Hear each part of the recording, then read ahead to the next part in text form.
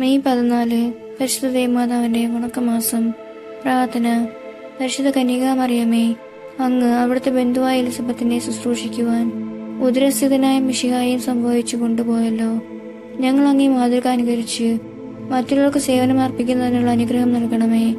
ഞങ്ങളും ഞങ്ങളുടെ സേവന രംഗങ്ങളിൽ മിശിഹായെ സംഭവിക്കുവാനും അപ്രകാരം മിശിഹായ്ക്ക് വേണ്ടി എല്ലാ സേവനവും അർപ്പിക്കുവാനും ഞങ്ങളെ പ്രാപ്തരാക്കണമേ. ഞങ്ങളുടെ ജീവിതത്തിലൂടെ ഞങ്ങൾ മിശിഹായ്ക്ക് സാക്ഷ്യം വഹിക്കട്ടെ. ദിവ്യജനനി, അങ്ങ് മിശിഹായുടെ കൂടെ സേവനത്തിന് പോയപ്പോൾ അത്ഭുതകരമായ ഫലങ്ങൾ ഉളവായി. അതുപോലെ ഞങ്ങളുടെ എല്ലാ സേവനങ്ങളിലും ആധ്യാത്മികമായ ഫലങ്ങൾ ഉളവാക്കുന്നതിനുള്ള അനുഗ്രഹം ഞങ്ങൾക്ക് പ്രാപിച്ചു നൽകണമേ.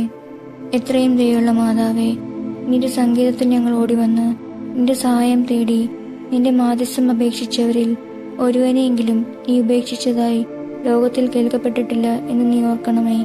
കന്യകകളുടെ രാജ്ഞിയായ മറിയമേ, ദയുള്ള മാതാവേ, ഈ വിശ്വാസത്തിൽ ധൈര്യപ്പെട്ട് നിന്റെ തൃപ്പാദത്തിങ്കൽ ഞാൻ അണയുന്നു. നെടുവേർപ്പെട്ട് കണ്ണുനീർ ചിന്തി പാപിയായ ഞാൻ നിന്റെ ദയാധിക്യത്തെ കാത്തുകൊണ്ട് നിന്റെ തിരുസന്നിധിയിൽ നിൽക്കുന്നു. അവതരിച്ച വചനത്തിൻ മാതാവേ, എന്റെ അപേക്ഷ ഉപേക്ഷിക്കാതെ ദയാപൂർവം കേട്ടരുളണമേ. ആമേൻ. ജന്മപാപമില്ലാതെ ഉത്ഭവിച്ച ശുദ്ധമറിയമേ, പാപികളുടെ സങ്കേതമേ, ഇതാ നിന്റെ സങ്കേതത്തിൽ ഞങ്ങൾ തേടി വന്നിരിക്കുന്നു.